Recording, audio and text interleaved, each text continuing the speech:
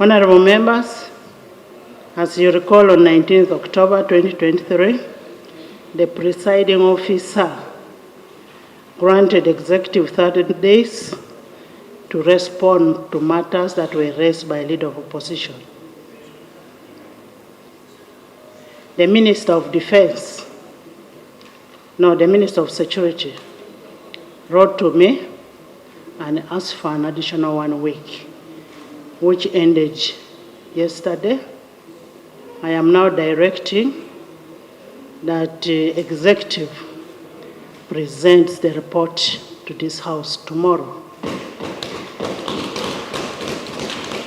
The executive, let's be accountable to this country, let's be transparent, and let's do what we've been sent to do in this House.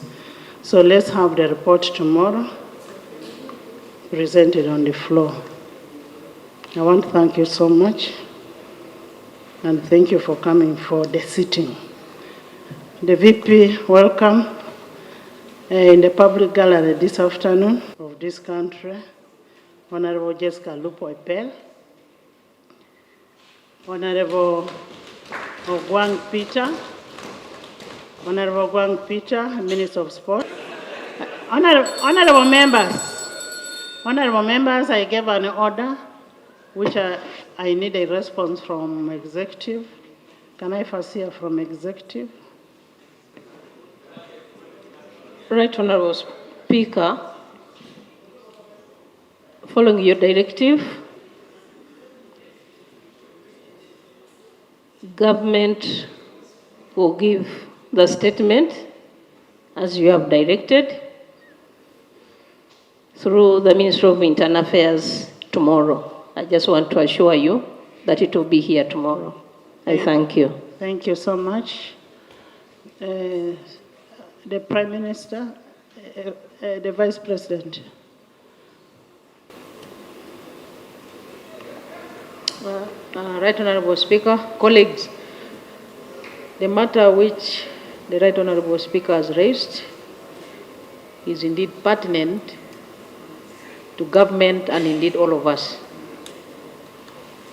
And Right Honorable Speaker, yesterday in Cabinet, His Excellency the President himself highlighted that government, through responsible ministries, departments, and agencies, should expeditiously handle that matter and share the facts with the members of this House, but most importantly also members of the community.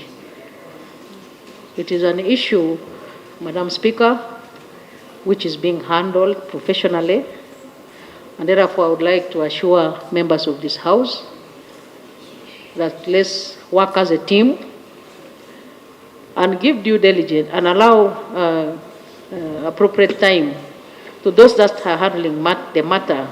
If they are here on the floor of the House and they ask for some ample time, let's give them that respect so that they do due diligence and give us a full report that is satisfactory and that is factual. So, Right Honorable Speaker, I want to thank you for the concern, but also assure you that government is taking up the matter even at its highest level. I thank you, Speaker and colleagues. Thank you so much. Meanwhile, as we give the government time, we will receive a partial report tomorrow. Everyone, I do welcome you to this media briefing. Less than a week since I last addressed you on this same subject, but it's very important to bring the nation to speed as to where we are and the goings on. Last week, in my presentation to you, I reiterated our resolve to carry on the boycott of plenary sittings and the continued tendency to committee meetings and other oversight activities to which members are obliged. Today, the Shadow Cabinet has met in our routine of Tuesday every morning, and the major was again the issue. We have resolved to reassert our continuation of the boycott of plenary sittings until government is ready and committed to make a statement, which I termed as a sequential statement, sequenced in such a way that they are responding to all the issues we raised on the floor of Parliament. And once that is done, then we will also commit to go to the House, listen, and respond. Secondly, I want to restate and reiterate our earlier position that the opposition will continue to attend committee meetings. The opposition will continue to attend to any other activities of committees within and without the confines of the parliamentary buildings. And by this communication, I want to ask of our members chairing committees, oversight committees of Parliament, the four accountability committees, Park Central, Park COSASE, Park Local Government, and Government Assurance, to continue doing their work. But in the same breath, ask and advise other chairpersons of committees of Parliament to desist from appearing to be enforcing what is unenforceable, to restrain themselves from wiseacring, chasing our members of Parliament from committees. They have no such power. They are acting in total disregard of the law and common sense. So they should desist from doing so.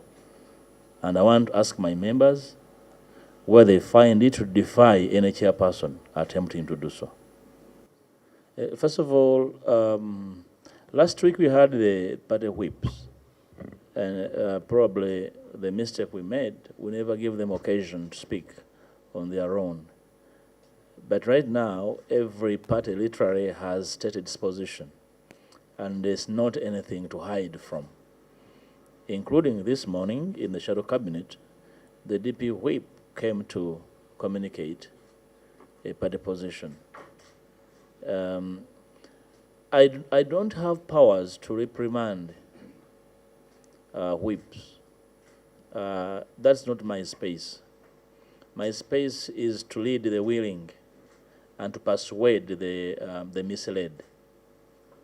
That I am doing so well, and don't be shocked to answer to my brother's question here, relatedly, that whereas party headquarters are trying to assert their presence here, I can tell you that the members have defied most of their party headquarters. It's not good for a party to a member to defy their party. It's not something I advocate for. Members should always listen to their parties, but as long as the parties are commanding them to do the right thing, I encourage members to defy parties that are ordering them to do the wrong thing. I am a consensus builder, and I love consensus. But it must be consensus on matters that are really serious. But if you're going to ask members to simply play compliant to government whims in failing to account for human rights, then that party should be defied. Anybody saying that the budget framework paper has come, we have been in Parliament. What do you do with the budget framework paper when it comes? It is simply laid. So people are willing to simply go and receive a BFP laid. Is that serious business? It is laid and sent to committees where we actually sit. So have members forgotten how Parliament works?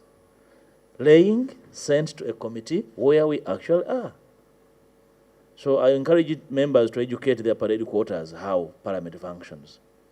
So whoever is using the BFP as an excuse is simply being flimsy and should be ignored. Otherwise, what we are trying to do, without necessarily working to fracture parties, this platform is not supposed to be fracturing cohesion of parties. This platform should be a unifier of parties. But then I advise party leaders to be sensitive to the issues over which we boycotted the parliament. They must be alive. The party leaders must be alive. If they play blind, they'll have nobody to lead.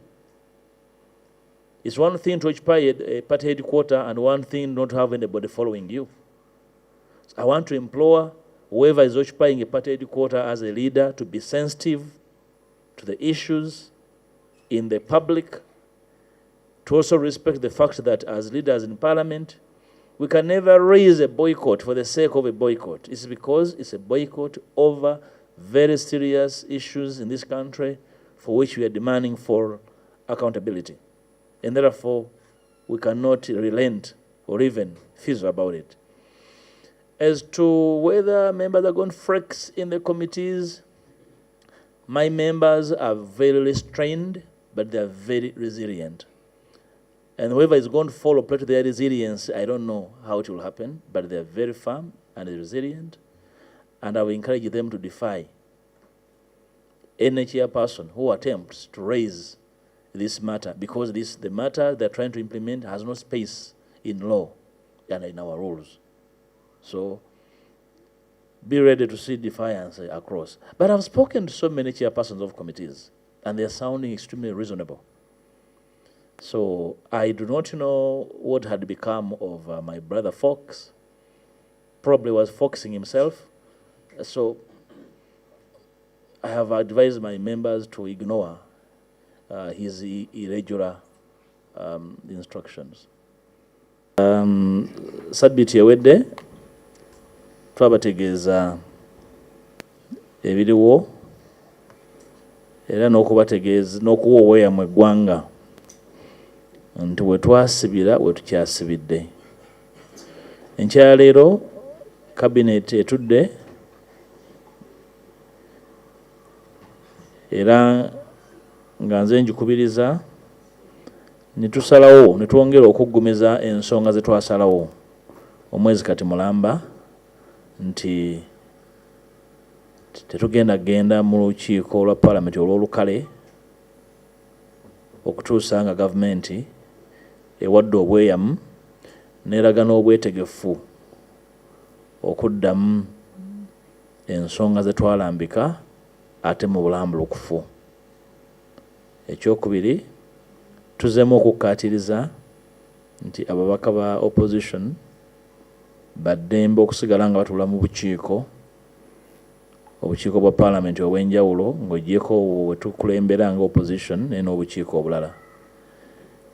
Era ne tubawa amagezi okujeemera chairperson wa committee yenna agezaako okubalemesa okutula mu bukiiko. Basigalemu mu bukiiko obwo bakole ebibasuubirwamu okukola mu bukiiko obwo. Era susuubira muntu yenna kuvaayo naawe ekifaananyi ekirala. Era njagala kubategeeza nti kye twasalawo omwezi mulamba tewali mubaka wa opposition yenna agenda mu maaso okwekwasa nti yakitegeera. Oyo abadde takimanyi oba atakitegeera ayongera akitegeera nti twakisalawo dda mwezi mulamba ekyokuba ntutula mu bukiiko obwo. Ensonga endala, be bannaffe abava mu bibiina ebimu abaweereddwa ebiragiro nga aba FDC n'aba DP nti bo babalagidde ku bitebe byabwe okuddayo mu Parliament, oba waliyo statement oba tewali statement ekoleddwa.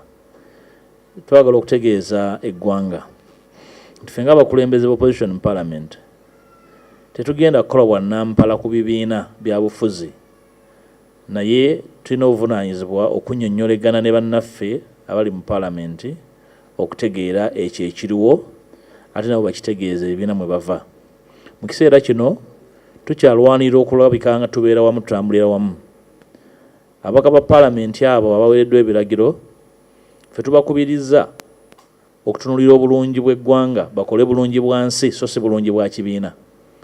Era tulowooza nti bulungi bwa nsi yajja tukuumira wamu. Oluvannyuma nga tumaze okukola bulungi bwa nsi, buli muntu anaddayo n'alima omutala gwe mu kibiina mwava.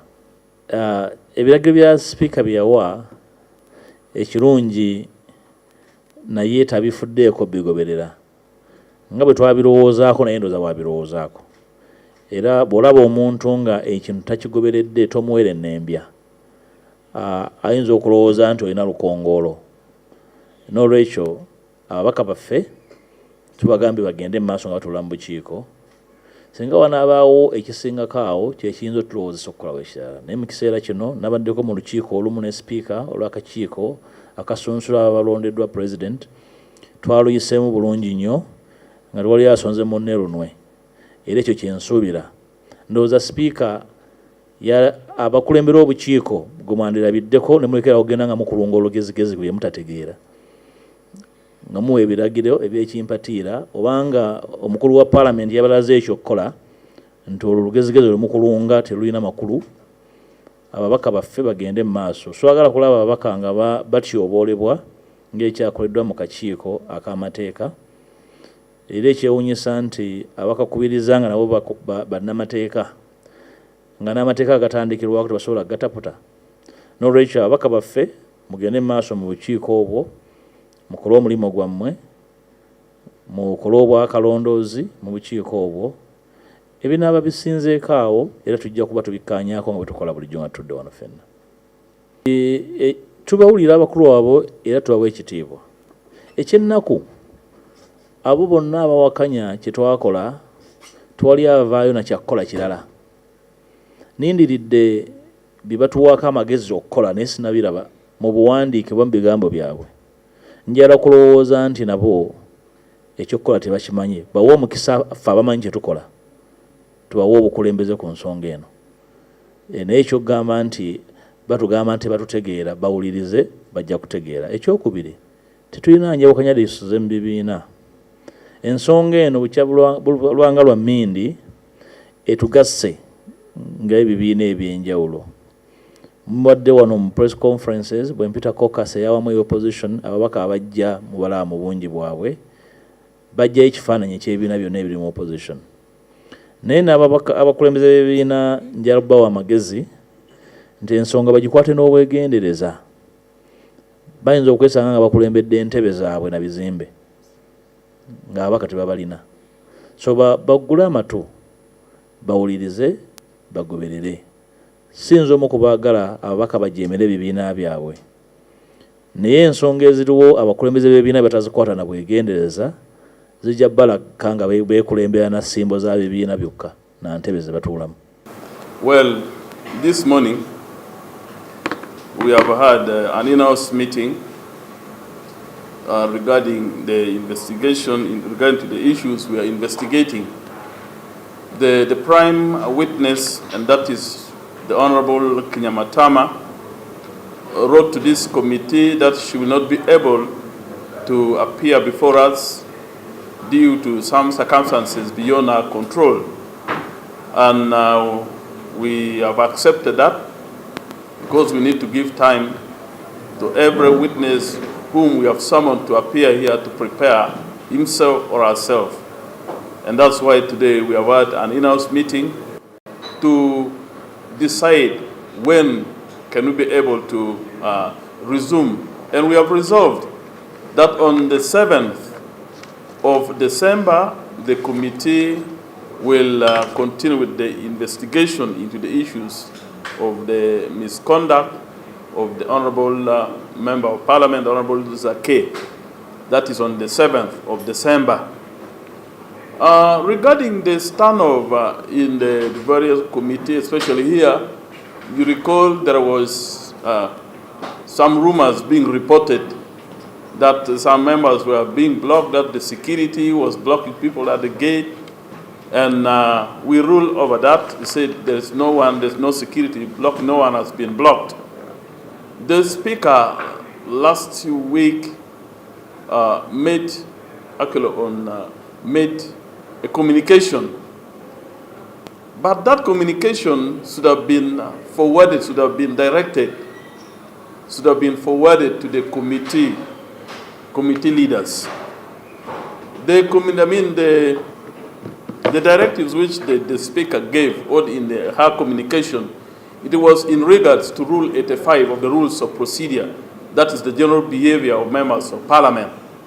And we looked at Appendix 5, F12 rather, Appendix F12 of the Rules of Procedure, which states that for any matter which is not provided for members may seek advice of the Speaker or of the Committee on Rules, Privileges, and Discipline.